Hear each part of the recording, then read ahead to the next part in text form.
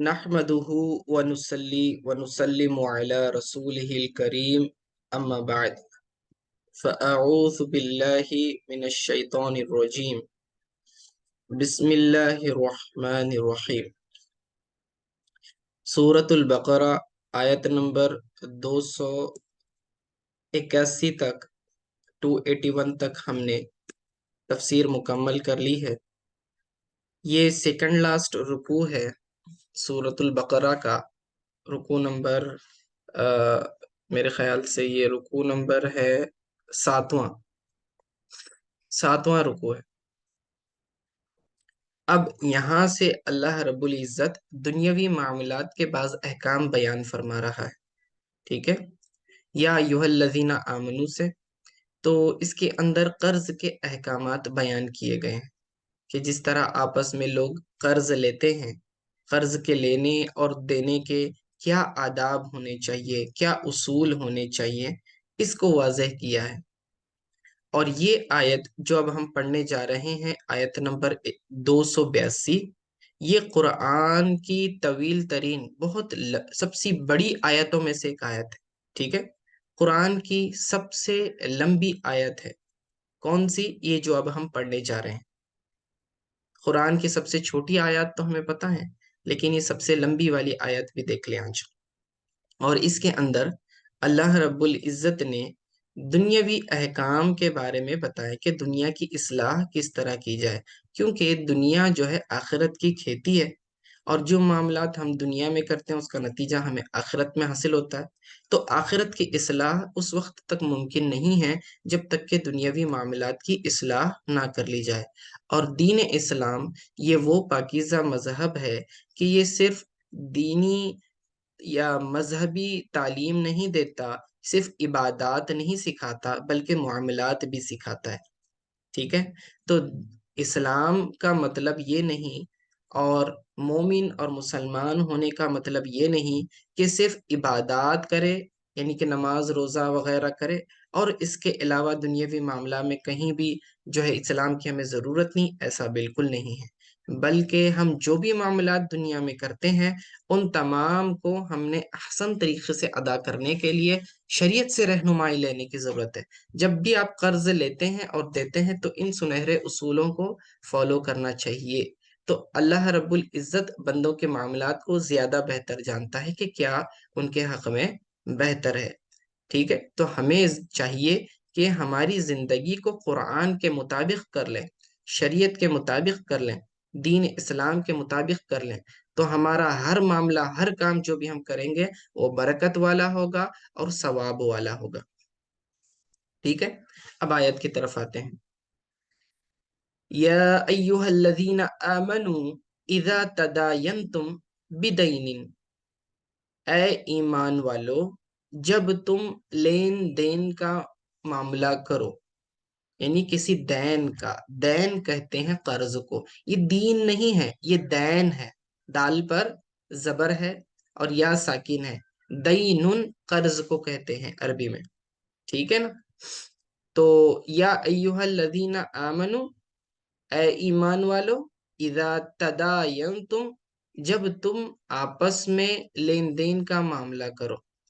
ठीक है, तदायंतुम का माना लेन देन का मामला करना, बिदैनिन कर्ज वाला मामला। बिदैनिन से मुराद ये बै सलम है, और कर्ज भी मुराद है। बै सलम किसे कहते हैं? अब ये तिजारत के चंद इस्तिलाहात हैं, तिजारत के मसाइल में फिक़ह में पढ़ाया जाता है। बै सलम का मतलब होता है कि खरीदने वाला रकम पहले अदा करे, एडवांस पेमेंट करे, और उसको जो चीज है वो एक मुद्दत के बाद हासिल हो, बाद में हासिल हो। इसे कहते हैं बै सलम। और ये एक तरह के कर्ज की सूरत है, यानी कि आपने किसी को पैसे दिए हैं और उसने अभी तक चीज नहीं दी, गोया कि वो रकम उसके जिम्मे कर्ज है। जब वो चीज आपको दे देगा, आपका मामला क्या हो जाएगा? मुकम्मल हो जाएगा।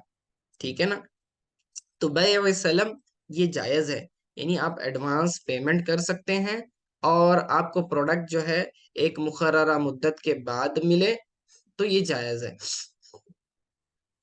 ठीक है, चलिए اور قرض تو آپ جانتے کسی شخص کو کسی شخص کو کچھ رقم دے دینا اور پھر بعد میں اسے اس رقم کو حاصل کر لینا بغیر کمی زیادتی کے، تو پھر یہ قرض ہوا، ٹھیک ہے۔ تو بے سلم ہو یا قرض ہو، تو اللہ رب العزت فرماتا ہے کہ جب تم اس طرح کا لین دین کا معاملہ آپس میں کرو، الی اجل مسمى، ایک مقررہ مدت تک، ایک معلوم ڈیوریشن تک، فاکتبوہ، تو اسے تم لکھ لو، ٹھیک ہے۔ تو اللہ رب العزت یہاں سکھا رہا ہے کہ تم زبانی معاملات مت کرو، یہ جو پیسے کے ویوہار کے معاملات ہیں اس کے اندر جب کبھی ایک اسپیسیفک ٹائم اور ڈیوریشن تک تم نے کسی کو رقم دینی ہے تو تمہیں چاہیے کہ تم اسے لکھ لو، یعنی ریٹن فارم میں تمہارا یہ معاہدہ ہونا چاہیے، ایک ایگریمنٹ کر لو، ٹھیک ہے۔ لین دین کا یہ جو معاملہ ہے یہ ریٹن فارم میں ہونا چاہیے۔ کیوں ریٹرن فارم میں ہونا چاہیے؟ یہ استیفاقاً فرمایا تاکہ یہ معاملہ مضبوط ہو جائے اور اس معاملے پر یقین ہو جائے، اس کے اندر کوئی دھوکہ نہ ہو سامنے والے کی طرف سے اور کوئی اپنی زبان سے پلٹے نہیں، تو اسی لیے اللہ رب العزت نے فرمایا فَاكْتُبُوهُ، تو بس تم اسے لکھ لو۔ فَاكْتُبُوهُ، یہ ہا ضمیر دین کی طرف جاتی، اس دین کے کو یا ایک مقررہ مدت تک تم نے کیا کرو، لکھ لینا ہے۔ فَاكْتُبُوهُ، کیوں لکھ لینا ہے؟ تاکہ کوئی جھگڑا نہ ہو، ٹھیک ہے۔ وَلْيَكْتُبْ بَيْنَكُمْ كَاتِبٌ بِالْعَدْلِ، اور لکھنا چاہیے کتاب الدینی، یعنی کہ قرض کا جو معاملہ ہے اسے لکھ لیا جانا چاہیے، بینکم، آپس میں، تم لوگ آپس میں اسے لکھو، کاتب بالعدل، تو اسے کون لکھنا چاہیے؟ فرمایا کہ کاتب، لکھنے والا، اسے عدل اور انصاف کے ساتھ لکھے، فرمایا۔ اب یہ لکھنے والے کے لیے کیا ہے؟ انسٹرکشنز ہیں۔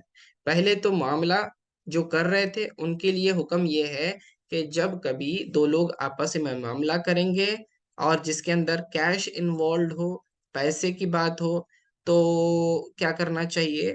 اس کو لکھ لینا چاہیے، ریٹن فارم میں تمہارا ایگریمنٹ ہونا چاہیے۔ اور لکھنے والا کون ہو؟ لکھنے والے کو کیا کرنا چاہیے؟ فرمایا وَلْيَكْتُبْ بَيْنَكُمْ كَاتِبٌ بِالْعَدْلِ، اور کاتب کو چاہیے کہ وہ انصاف کے ساتھ تمہارے درمیان اس معاملے کو لکھے، ٹھیک ہے۔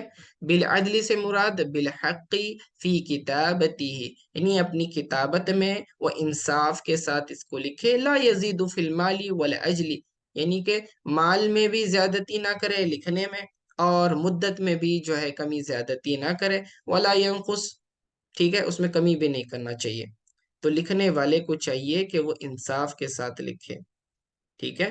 ولا یأبا، یعنی کہ ولا یمتنع، کہ منع نہ کرے، کاتبن، لکھنے والا، ان یکتبا، کہ وہ اسے لکھے، کما علمہ اللہ، جیسا کہ اللہ تعالیٰ نے اسے سکھایا ہے، یعنی کہ اللہ رب العزت نے یہ لکھنے کا جو فن سکھایا ہے، تو لکھنا یہ بھی اللہ تعالیٰ کی نعمت ہے اور اس کو صحیح جگہ استعمال کرنا چاہیے۔ تو جب کبھی کسی لکھنے والے کو بلایا جائے، یہ کہا جائے کہ بھئی ہمیں یہ لکھ کر دے دو، ہم دونوں کے درمیان یہ معاملہ جو ہے، یہ ایگریمنٹ جو ہے یہ پراپرلی تم لکھ کر دے دو، تو اللہ فرماتا ہے وَلَا يَأْبَ كَاتِبٌ أَن يَكْتُبَ، اور کاتب کو انکار نہیں کرنا چاہیے، منع نہیں کرنا چاہیے جبکہ اسے لکھنے کے لیے بلایا جائے۔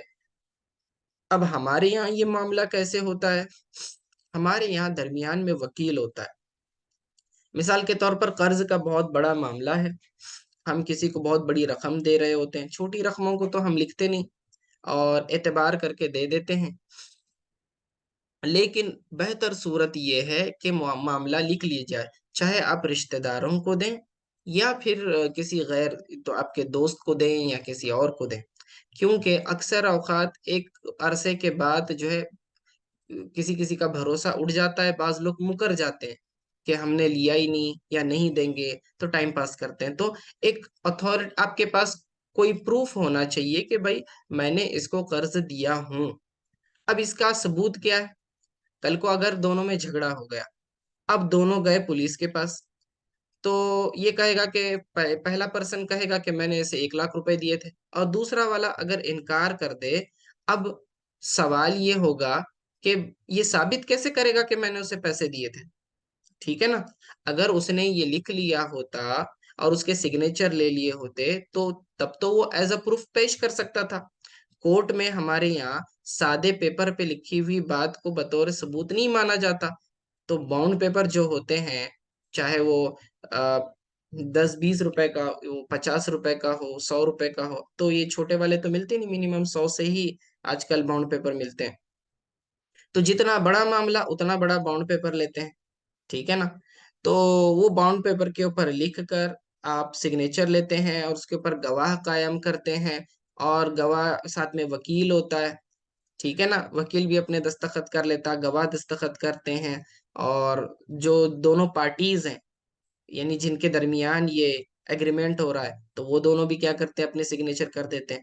اب یہ معاملہ جو ہے پختہ ہو گیا، ٹھیک ہے؟ اب اگر کل کو کوئی جھگڑا ہو گیا، دونوں میں اختلاف ہو گیا، تو اس کو بطور پروف پیش کیا جا سکتا ہے۔ تو اللہ رب العزت سکھا رہا ہے کہ جب تم دنیاوی معاملات کرو، ایگریمنٹ بنا لیا کرو، جیسے کہ ہم رینٹ ایگریمنٹ بناتے ہیں، ٹھیک ہے نا؟ اس میں بھی کیا ہوتا ہے کہ آدمی جو ہے ایک مقررہ مدت تک وہاں گھر کے اندر رہتا ہے، اور اپنی رقم جو ہے منتھلی کرایہ اسے دینا ہوتا ہے مالک کو۔ تو یہاں پر اب ایک مقررہ مدت آ گئی، اس سے کہا گیا کہ بھئی 1 سال کے لیے تم اس گھر میں رہو گے، اور 1 سال کے بعد تم کو خالی کرنا پڑے گا، ایگریمنٹ میں لکھا ہوتا ہے۔ اب اگر وہ 1 سال کے بعد خالی نہیں کر رہا ہوتا، تو مالک کو اختیار ہے کہ وہ زبردستی اس کا سامان نکلوا دے، ٹھیک ہے؟ کیوں؟ کیونکہ ایگریمنٹ ہے، ثبوت ہے اس کے پاس۔ اور ایگریمنٹ بنانے کا فائدہ یہ ہے کہ اس کے مال میں ہلاکت نہیں ہوگی، قبضہ نہیں ہوگا۔ اگر کل کو کیس چلا گیا پولیس کے پاس، یہ نہیں کہہ سکتا کہ بھئی یہ گھر میرا ہے، کیونکہ ایگریمنٹ بنا ہوا ہے۔ تو یہ ایگریمنٹ بنانا ہمیشہ یاد رکھیں جھگڑے کو دفع کرتا ہے۔ بعض اوقات ہم سوچتے ہیں، یہ تو میرا رشتہ دار ہے، یہ تو میرا سگا بھائی ہے، میں اس کے ساتھ ایگریمنٹ کیسے بناؤں؟ اچھا لگتا کیا؟ شرم کی بات نہیں، نہیں، نہیں، اس میں کوئی شرم کی بات نہیں ہے۔ شرم تو اس وقت ہوگی جب دونوں میں جھگڑا ہوگا، یہ شرم کی بات ہوگی۔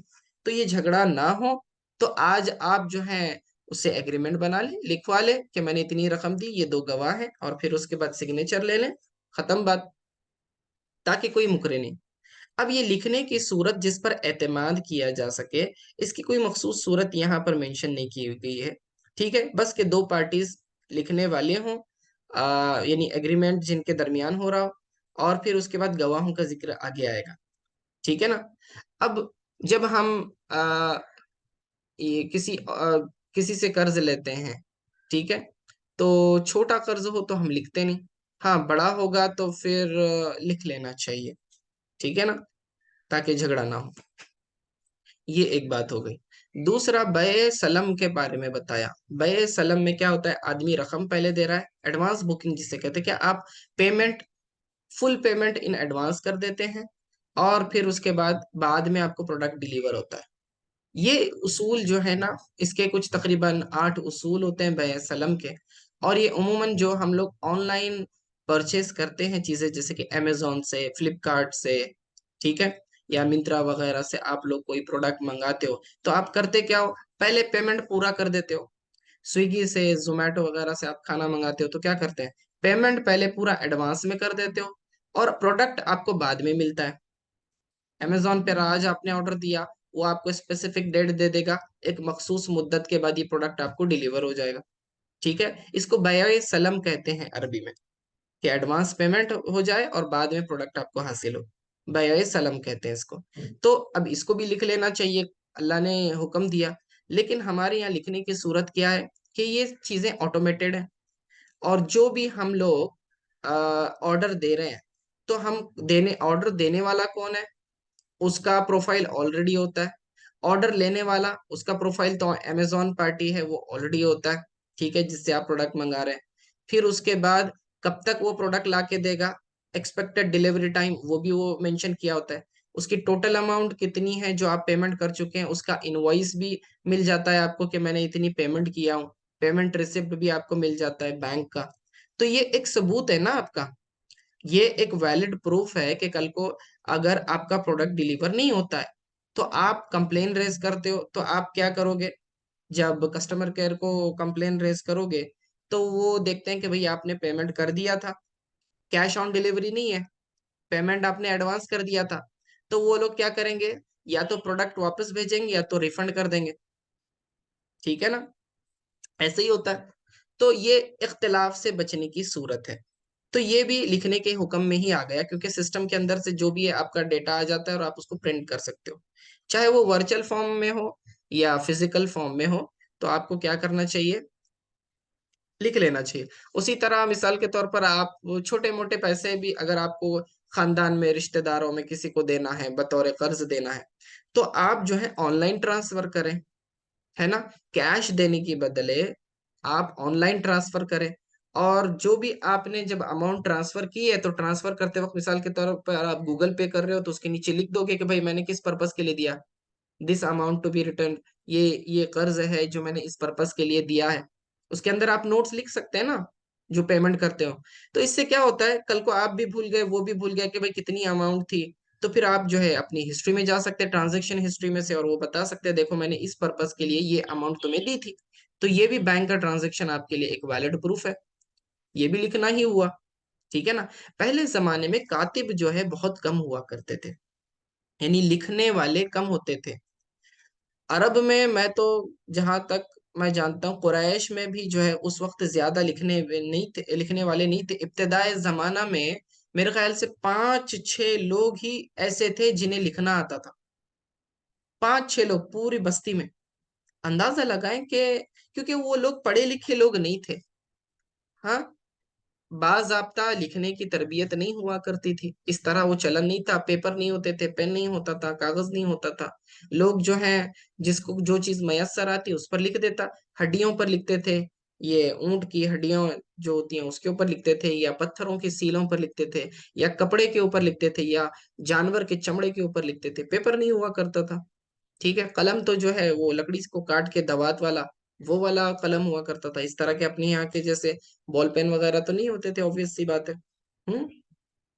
तो उस वक्त लिखने वाले बहुत कम होते थे। अब चूंकि कम है लिखने वाले, तो इनका डिमांड बढ़ जाता था ज्यादा। तो अल्लाह रब्बुल इज्जत ने फरमाया कि देखें ये बड़ी नियामत हमने तुम्हें दी है, लिखना सीखना, ये भी अल्लाह की तरफ से बहुत बड़ी नियामत है। तो तुम्हें चाहिए कि आपस में जब तुम क्या करो, मामला करो, तो लिख लिया करो। और लिखने वाला जो है कातिब कहलाता है। ठीक है, किताबत करने वाले को कातिब कहते हैं। तो कातिब को जब बुलाया जाए लिखने के लिए तो वो उसे मना ना करे। अब हमारे यहाँ कातिब जिस पर एतमाद की, अब एग्रीमेंट बनाते कैसे हैं, एग्जैक्टली उसके अंदर लिखना क्या होता है, एग्जैक्ट वर्डिंग जो कानूनी अल्फाज होते हैं ना, वो पता होते हैं हमारे वकील को। तो इसीलिए जब हम एग्रीमेंट बनाते हैं तो वकील को दरमियान में रखते हैं, क्योंकि वो प्रॉपर जानता है कि किस तरह के मामलात के अंदर कौन से किस्म के जुमले होने चाहिए। वो कानून के दायरे में वो सेंटेंसेस लिखे हुए होते हैं उसके पास, और वो बाउंड पेपर के ऊपर दे देता है। अब इधर से ये साइन करेगा, दूसरी पार्टी साइन करेगी, फिर उसके बाद गवाहों की मौजूदगी में वो क्या करेगा, सील लगाएगा अपनी। ठीक है, तो अब ये पक्का मुआहदा हो गया आपस में। तो अल्लाह वही फरमा रहा है, वला यअबा कातिबुन अन यक्तुबा कमा अल्लमहुल्लाह। अल्लाह ताला ने अपने फजल से जैसे उसे लिखना सिखाया है, तो कातिब को चाहिए कि वो आ, लिखने से मना ना करे। ठीक है, उसमें बुखल ना करे।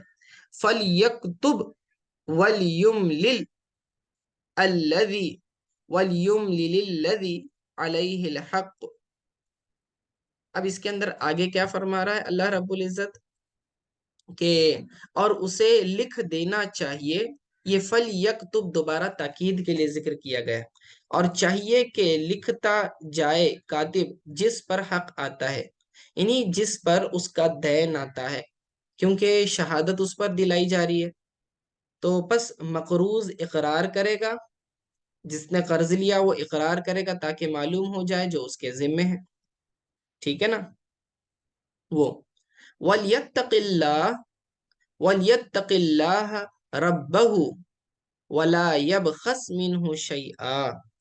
अब आगे अल्लाह फरमा रहा है, और अल्लाह से डरे जो उसका रब है। यानी इस दस्तावेज को लिखने में, ये एग्रीमेंट کو لکھنے لکھانے میں اس میں کوئی کمی نہ کرے. یبخس کا معنی ینقص ہے، کمی کرنا. ٹھیک ہے، اس میں سے کسی چیز کو کم نہ کرے، یعنی ایمانداری سے لکھے. ٹھیک ہے. فَإِنْ كَانَ الَّذِي عَلَيْهِ الْحَقُّ سَفِيهًا أَوْ ضَعِيفًا أَوْ لَا يَسْتَطِيعُ أَنْ يُمِلَّ هُوَ. اب آگے اللہ فرما رہا ہے کہ اب یہ جو ایگریمنٹ کیا جا رہا ہے ٹھیک ہے، تو اگر بے عقل یعنی کہ فضول خرچ ہو، یا ناتواں ہو یعنی کم سن چھوٹا بچہ ہو، یا بڑھاپے کی وجہ سے دستاویز لکھنے سے عاجز ہو، یا وہ لکھا نہ سکے، تو لکھوائے جو ہے اس کا ولی اسے لکھوائے. ٹھیک ہے. او لا یستطیع ان یمل ہوا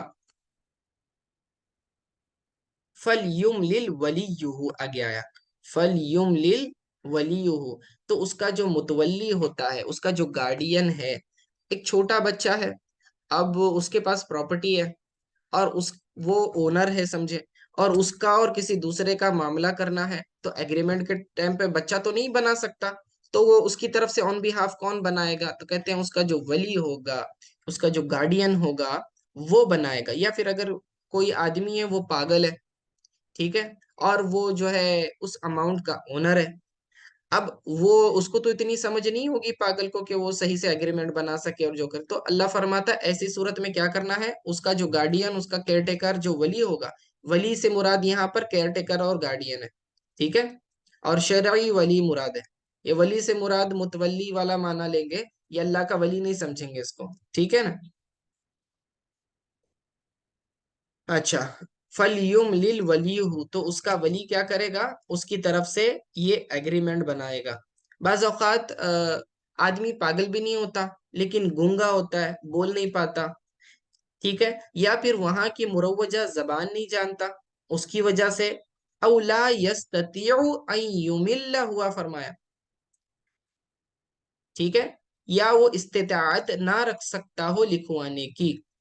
اب لا یستطیع استطاعت کیسے نہیں رکھتا بابا؟ تو اس کے لیے کیا ہو سکتا ہے؟ آپشنز کیا کیا ہو سکتے ہیں؟ ہو سکتا ہے کہ وہ دوسری کنٹری، دوسرے اسٹیٹ میں ہو یا دوسری کنٹری میں ہو. اب وہاں پر وہ ایگریمنٹ کر رہا، اب اس علاقے کی اس کو زبان نہیں آتی. مثال کے طور پر آپ یہاں سے تمل ناڈو چلے جائیں، وہاں پر تمل ہوتی ہے. اب مہاراشٹر کا آدمی تمل تو نہیں جانتا. ٹھیک ہے. اب وہاں وہ کوئی ایگریمنٹ کر رہا ہے مثال کے طور پر، تو اب وہ ایگریمنٹ کیسے کرے گا؟ وہاں کی لوکل لینگویج تو اس کو سمجھے گی نہیں. ٹھیک ہے. تو پھر ٹرانسلیٹر کی ضرورت پڑتی ہے، میڈیٹر کی ضرورت پڑتی ہے. ٹھیک ہے. تو اس کا ولی جو اس کے آن بہاف یہ معاملہ کرے گا. یہ لینگویج بیریئرز نہ ہو، اسی لیے جو ہے ایک نیشنل اور آفیشیل لینگویج ہوتی ہے گورنمنٹ کی طرف جو پورے ملک میں ایک ہی چلنی چاہیے، اور وہ انگلش لینگویج ہے. ٹھیک ہے. تو اچھا، آگے دیکھیں تو کیا فرمایا کہ فَإِن كَانَ الَّذِي عَلَيْهِ الْحَقُّ، جس کے اوپر حق ہے، ٹھیک ہے، وہ شخص اگر سفیہ ہے یعنی ناقص العقل ہے، ٹھیک ہے، یہ جو فضول خرچ ایک رہتے ہیں کہ اس کو سمجھ نہیں رہتی ایسے لوگوں کو، تو وہ ایک، یا پھر یہ بیوقوف یا پاگل کہہ لے، اور ضعیف ہے یعنی بہت ہی بوڑھا ہے کہ بھائی اس سے وہ سب معاملات لکھوانے کے نہیں ہو سکتے، یا پھر وہ استطاعت نہیں رکھتا یعنی وہ لینگویج نہیں جاننے کی وجہ سے، یا پھر گونگا ہونے کی وجہ سے بھائی وہ بات چیت نہیں کر سکتا، بہرا ہے، اس کو سمجھ میں نہیں آتا. تو اس کا جو ولی ہے اس کی طرف سے کیا ہونا چاہیے؟ متولی بن کر وہ اس کی طرف سے آن بہاف معاملہ کرے. متولی امرہ من والدین. ٹھیک ہے. اگر بچہ ہے تو اس کا باپ اس کی طرف سے ایگریمنٹ کرا سکتا ہے، اگر وہ یتیم ہے تو پھر اس کے گارڈین کرا سکتے. وہ وصی قیم و مترجم، اور جو اس کا وصی ہے والد بھی ہو سکتا ہے، یا پھر اس کا پھر اس کے بعد کیا کہا، پھر آگے جو ہے آپ کوئی وکیل بھی بنا سکتے ہیں، یا پھر مترجم یعنی ٹرانسلیٹر بھی ہونا چاہیے درمیان میں. ٹھیک ہے. یہ بھی استعمال کر سکتے ہیں. ٹھیک ہے.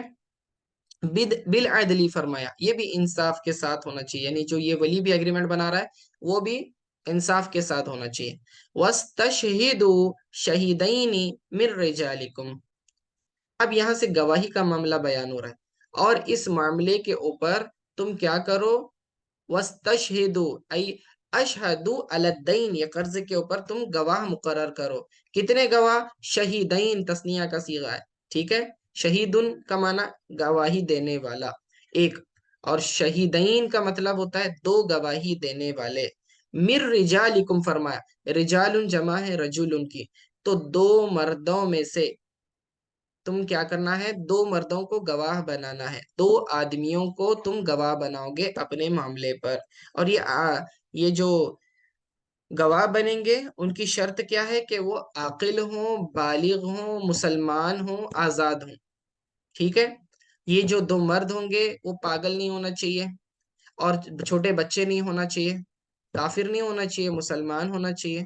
ہمارے یہاں کافر کی بھی گواہی، جو گورنمنٹ کے ایگریمنٹ میں اگر آپ دو نان مسلمز کو بھی گواہ بنا لیں تو بھی کیا ہے، یہ گواہی معتبر ہوتی ہے. لیکن شریعت اس گواہی کا اعتبار نہیں کرتی. شریعت کہتی ہے کہ دو عادل گواہ ہونے چاہیے. ٹھیک ہے، دو آزاد، یعنی غلام بھی نہیں ہونا چاہیے، مسلمان ہونے چاہیے گواہی دینے والے. ٹھیک ہے، یاد رکھنا یہ چیز. تو ہمیں چاہیے کہ ہم جو یہ معاملات کرتے ہیں، مسلمان جو آپسی معاملات کرتے ہیں، اب اس کا سسٹم ہمارے یہاں چلن بہت ختم ہو چکا.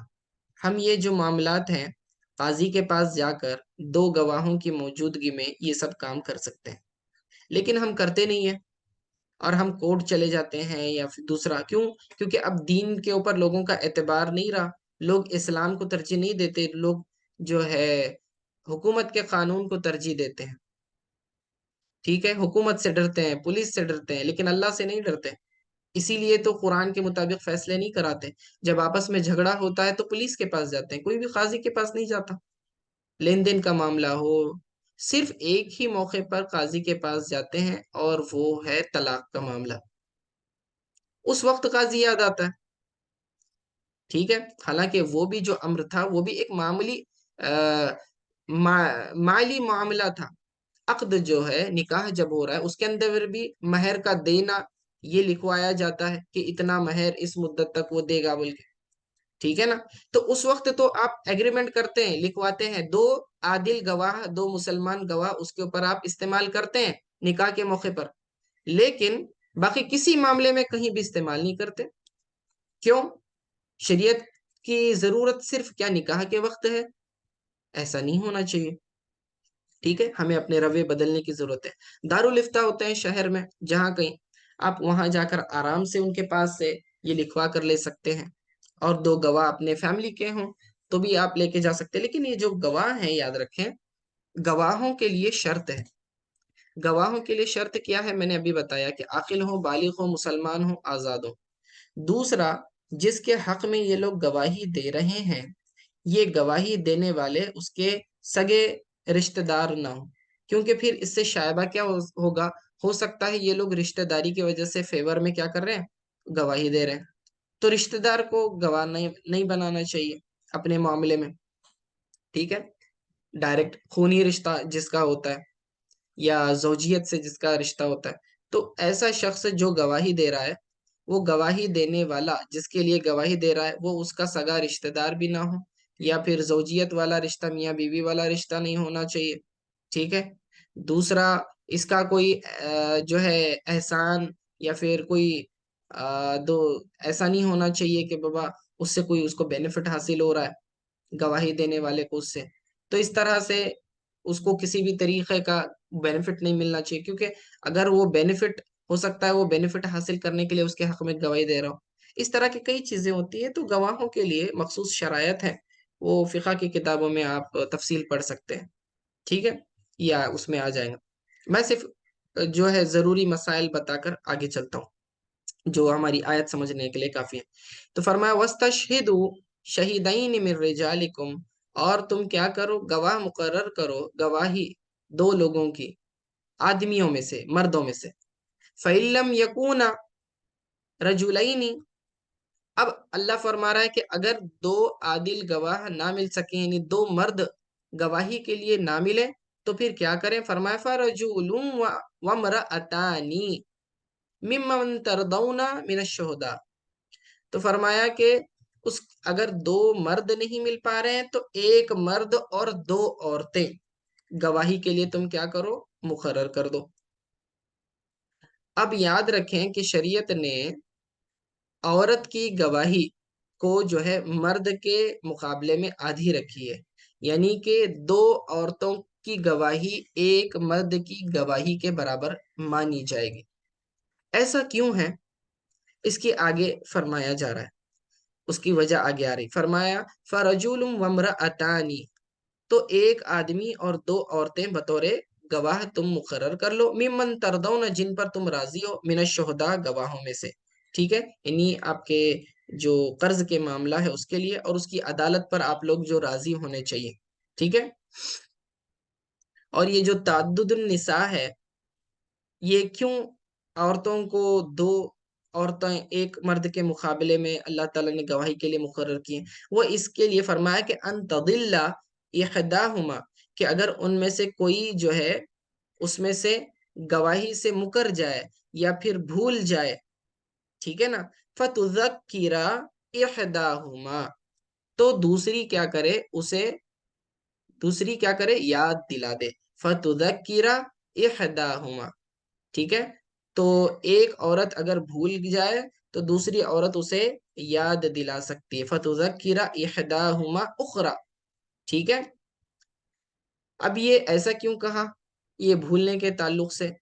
اور دوسرا یاد رکھیں، شہادت ایک ایسا معاملہ ہے جس کے لیے ہمت درکار ہوتی ہے، بہادری درکار ہوتی ہے، ٹھیک ہے۔ عورتیں، ابھی یہ صرف قرض کے معاملے کی بات نہیں ہے، کئی بار جو ہے کورٹ میں بڑے بڑے معاملات ہوتے ہیں، یہ کیا کہتے ہیں، قتل کے معاملات ہوتے ہیں، یا پھر دوسرے جرائم، چوری وغیرہ کے معاملات ہوتے ہیں۔ اب عورتیں جو ہے عموماً گواہی دینے سے ڈرتی ہیں، ان کے اندر ہمت کم ہوتی ہے۔ مرد جو ہیں، مرد حضرات، ان کے اندر ہمت زیادہ ہوتی ہے، تو یہ گواہی دینے میں مکرتے نہیں۔ عورتیں جو ہے نا اس معاملے میں پیچھے ہٹتی ہیں، بھئی اس میں اپنا کوئی فائدہ نہیں ہے، ہم ڈائریکٹلی کیوں جائیں، اننیسیسریلی مصیبت کیوں مول لیں، ہو سکتا ہے کہ یہ لوگ گواہوں کو تکلیف دے دیں، ٹھیک ہے، ان کے میٹر میں کون پڑے گا، تو یہ چیزیں ہوتی ہیں۔ اب اگر اکیلی عورت ہوتی، شریعت اگر اسے مقرر کرتی، تو ہو سکتا وہ ڈر کی وجہ سے، کم ہمتی کی وجہ سے جو ہے گواہی نہ دے، اور اس سے کسی کا حق ضائع ہو جاتا۔ تو اللہ نے اسی لیے کیا کیا، ایک کی جگہ دو عورتیں مقرر کر دی۔ اب اس سے کیا ہو جاتا ہے، اس کو تھوڑا سا سپورٹ مل جاتا ہے کہ میں اکیلی گواہی دینے والی نہیں ہوں، میرے ساتھ ایک اور ہے۔ تو دو لوگ جب ملتے ہیں تو تھوڑا سا ایک مضبوطی آ جاتی ہے، اور تھوڑی سی ہمت زیادہ آ جاتی ہے، تو ہمت بڑھ جاتی ہے، تو یہ عورتیں پھر کیا کر سکتی ہیں، دونوں مل کر گواہی دے سکتی ہیں، انہیں پھر خطرے کا کوئی اندیشہ نہیں ہوتا۔ تو اس لیے دو گواہیاں مقرر کی ہیں، ایک مرد کے مقابلے میں عورتوں کی، ٹھیک ہے نا۔ آگے دیکھیں، تو فَتُذَكِّرَ إِحْدَاهُمَا، تو دوسری عورت کیا کرے، اس پہلی والی عورت کو یاد دلا دے، ٹھیک ہے۔ وَلْيَأْبَ الشُّهْدَاءُ إِذَا مَا دُعُوا وَلَا تَسْأَمُوا أَن تَكْتُبُوهُ صَغِيرًا أَوْ كَبِيرًا إِلَى أَجْلِهِ۔ اب آگے اللہ رب العزت فرما رہا ہے کہ یہ فرما رہا ہے، اور گواہ آنے سے انکار نہ کریں جب انہیں بلایا جائے، ٹھیک ہے، یہ ازماء میں ما زائدہ ہے۔ تو یہ فرمایا جا رہا ہے کہ جب گواہ آپ نے مقرر کر لیے، چاہے دو مرد ہوں یا ایک مرد دو عورتیں، اب گواہ بنا دیا گیا، تو اگر کبھی اختلاف ہو گیا اور ان کو کورٹ میں آ کر قاضی کے سامنے گواہی دینے کی نوبت آ گئی، تو فرمایا اس موقع پر گواہ جو ہے انکار نہ کرے کہ میں گواہی نہیں دوں گا، مکر نہیں سکتے، ٹھیک ہے۔ اگر ایسا کریں گے تو یہ گناہ گار ہوں گے۔ ہاں، اگر اس کے مقابلے میں گواہ بہت زیادہ ہیں، دوسرے لوگ گواہی دے سکتے ہیں، تو پھر گناہ گار تو نہیں ہوتا۔ البتہ اگر سارے گواہی انکار کر دیں، ٹھیک ہے، تو پھر تو گناہ گار ہوں گے۔ تو گواہ بننے سے انکار کر دینا یا گواہی دینے سے انکار کر دینا، یہ دونوں چیزیں جو ہیں یہ ناپسندیدہ ہیں، ٹھیک ہے۔